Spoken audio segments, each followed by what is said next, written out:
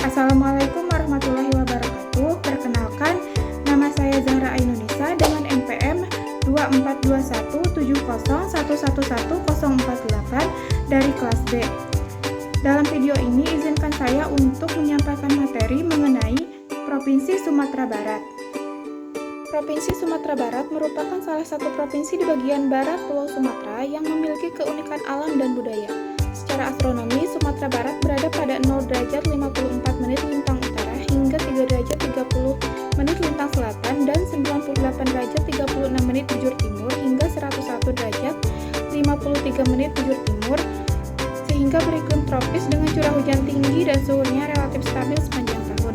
Letak geografisnya sangat strategis karena berbatasan langsung dengan sebelah utara dengan Provinsi Sumatera Utara, sebelah timur dengan Provinsi Riau, sebelah selatan dengan Provinsi Bengkulu dan Jambi, sebelah barat dengan Samudra Hindia. Luas wilayahnya sekitar 42.297 km persegi dengan ibu kotanya adalah Padang. Wilayah Sumatera Barat terdiri atas 12 kabupaten dan 7 kota. Kemudian yang pertama ada objek geografi, yaitu objek material yang meliputi satu atmosfer. Kondisi atmosfer Provinsi Sumatera Barat sangat dipengaruhi oleh letaknya di wilayah tropis pada koordinat 0 derajat 54 menit hingga 3 derajat 30 menit lintang selatan dan 98 derajat 36 menit hingga 101 derajat 53 menit bujur timur. Sehingga wilayah ini memiliki iklim tropis basah dengan dua musim utama, yaitu musim hujan sekitar November hingga April dan musim kemarau sekitar Mei hingga Oktober. Meskipun demikian, perbedaan antara kedua musim ini tidak terlalu ekstrim karena curah hujan tetap terjadi di sepanjang tahun akibat pengaruh dari sirkulasi angin laut dan kondisi topografi yang kompleks. Suhu udaranya rata-rata hariannya berkisar antara 22 hingga 32 derajat Celcius dengan suhu terendah terjadi pada dini hari atau di daerah pegunungan seperti Kabupaten Agam, Tanah Datar, dan Solok. Kelembapan udaranya sangat tinggi mencapai 80 hingga 90%, terutama di wilayah berhutan dekat sumber air. Dua, kondisi litosfernya. Pada Provinsi Sumatera Barat, kondisi litosfernya sangat dipengaruhi oleh aktivitas tektonik dan vulkanik akibat tumbukan dari lempeng Indo-Australia dan Eurasia. Pegunungan Bukit Barisan membentuk gunung api aktif sehingga Marapi, Talang, dan Panikat yang menghasilkan batuan beku vulkanik, yaitu andesit, basalt, dan tufa. Pelapukan batuan ini membentuk tanah andosol subur untuk pertanian dataran tinggi. Selain itu, di lembah dan dataran rendah juga terdapat batuan sedimen seperti batu pasir, lempung, dan konglomerat, hasil endapan sungai. Daerah patahan seperti Ngarai, Sianok didominasi oleh batuan vulkanik yang terangkat dan memiliki potensi panas bumi. Jenis batuan tersebut membentuk dan membentang dan jadi bentang alam pegunungan curam, lembah subur, dan ngarai hasil proses tektonik dan vulkanik. Yang ketiga ada lapisan hidrosfer. Pada kondisi hidrosfer Provinsi Sumatera Barat memiliki sumber daya air melimpah berkat curah hujan tinggi, topografi pegunungan, dan banyaknya daerah tangkapan air. Sungai-sungai besar seperti Batanghari, Batang Anai, dan Batang Arau dimanfaatkan untuk irigasi, air bersih, perikanan, dan transportasi. Danau Singkarak sebagai danau terbesar berperan penting sebagai sumber air baku perikanan, wisata, dan PLTA. Danau Maninjau serta danau di atas di bawah juga memperkaya cadangan air. Curah hujannya mencapai 2.500 hingga 3.500 mm per tahun. Memperkuat siklus hidrologi dan ketersediaan air sepanjang tahun. Namun, potensi banjir saat hujan ekstrim menuntut pengelolaan air yang berkelanjutan. Sumber daya air ini menjadi aset vital bagi pertanian, energi, pariwisata, dan kehidupan masyarakat Provinsi Sumatera Barat. Yang keempat ada lapisan biosfer atau lapisan makhluk hidup. Pada kondisi wilayah Sumatera Barat masih memiliki kawasan hutan hujan tropis, terutama di Taman Nasional Kerinci Seblat yang merupakan salah satu taman nasional terbesar di Asia Tenggara. Hutan ini menjadi habitat berbagai spesies langka seperti harimau Sumatera, tapir, beruang, madu, dan berbagai jenis burung endemik flora khas wilayah ini. Mencakup pohon tropis, rotan, bambu, serta tanaman perkebunan seperti kopi, teh, karet, dan kelapa sawit, serta tanaman pangan seperti padi. Yang kelima ada kondisi lapisan lapisan antroposfer atau lapisan manusia. Pada Provinsi Sumatera Barat yang memiliki penduduk sekitar 5,5 juta jiwa penduduk dengan persebaran tidak merata. Kota Padang menjadi wilayah terpadat sebagai pusat pemerintahan, ekonomi, dan pendidikan, sedangkan Bukit Tinggi padat karena perannya sebagai kota wisata dan perdagangan. Daerah pedesaan di sekitar Bukit Barisan berpenduduk lebih jarang dan banyak bergantung pada sektor pertanian. Mayoritas penduduknya bekerja di pertanian dan perkebunan seperti padi, sayur, kopi. Sementara sektor perdagangan, pendidikan, dan jasa mendominasi kawasan kota. Tradisi merantau masyarakat Minangkabau turut memperluas jaringan ekonomi ke berbagai wilayah Indonesia. Penduduknya didominasi oleh suku Minangkabau dengan sistem kekerabatan matrilineal atau yang mengikuti garis keturunan dari ibu dan mempengaruhi struktur sosial dan warisan. Budaya Minangkabau tercermin dalam rumah gadang, berciri atap gonjong dan makna filosofis kebersamaan. Dengan jumlah penduduk besar, budaya kuat, dan peran ekonomi aktif, antroposfer Sumatera Barat membentuk dinamika sosial, ekonomi, dan budaya di provinsi ini. Selanjutnya ada objek formal yang meliputi 1. Keruangan atau spasial. Letak Sumatera Barat di pesisir barat Pulau Sumatera sangat strategis karena dekat dengan Samudra Hindia yang merupakan jalur perdagangan internasional. Kondisi geografis ini mempengaruhi pola permukiman atau banyak berkembang di dataran tinggi dan pesisir. Akses transportasi seperti jalan lintas barat Sumatera dan pelabuhan Teluk Bayur, serta aktivitas ekonomi seperti pertanian di pegunungan dan perdagangan di pesisir.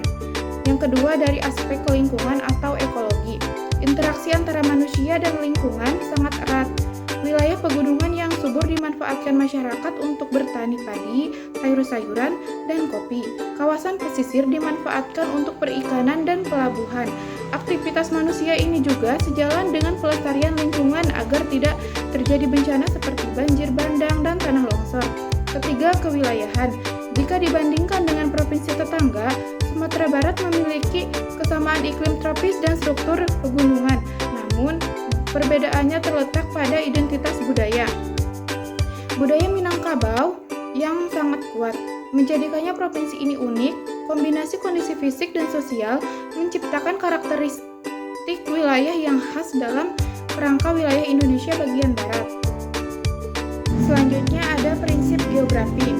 Yang pertama ada prinsip distribusi atau persebaran.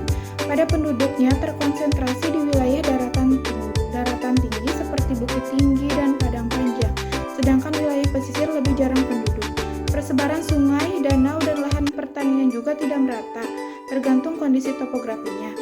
Kemudian pada prinsip interrelasi atau keterkaitan, kondisi alam Sumatera Barat seperti iklim tropis, pegunungan, dan tanah subur saling terkait dengan kegiatan manusia seperti pertanian, pemukiman, perdagangan. Misalnya daerah subur di lereng gunung dimanfaatkan untuk padi dan hortikultura.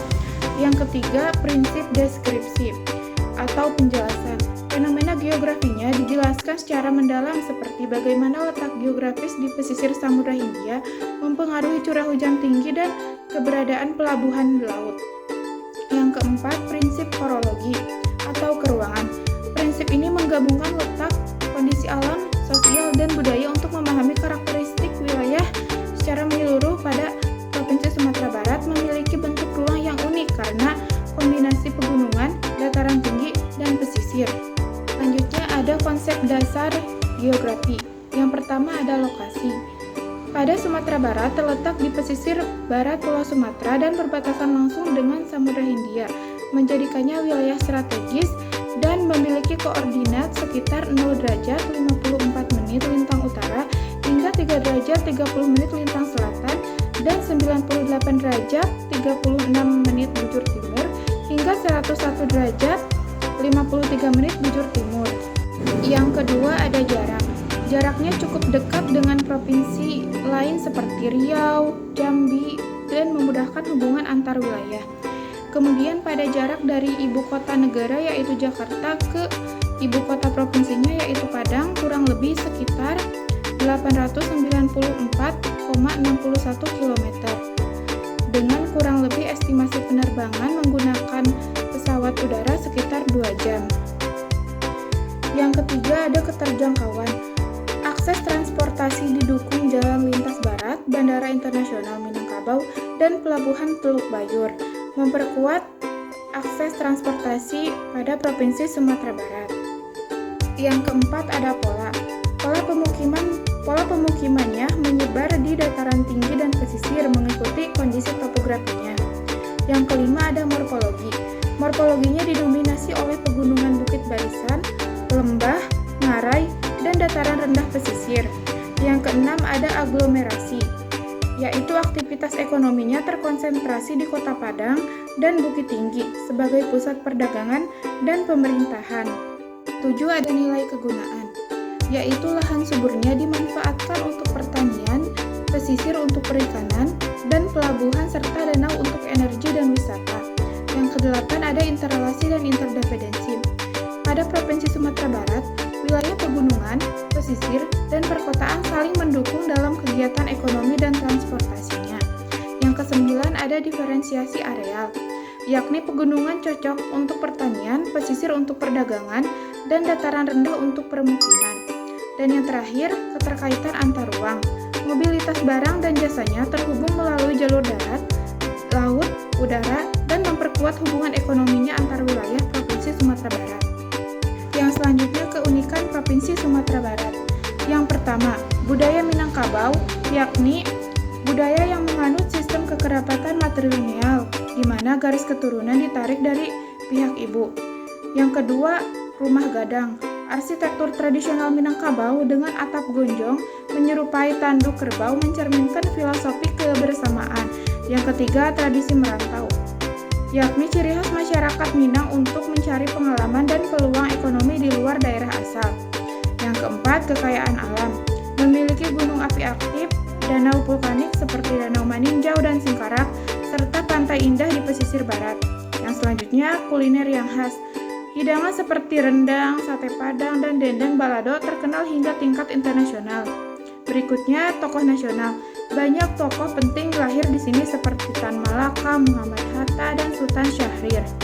Yang selanjutnya, potensi wisata.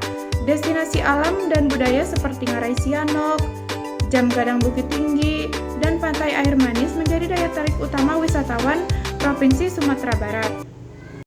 Sekian dari video penyampaian materi mengenai Provinsi Sumatera Barat. Mohon maaf bila terdapat banyak kesalahkataan. Wabillahi taufiq walhidayah. Wassalamualaikum warahmatullahi wabarakatuh. Dadah.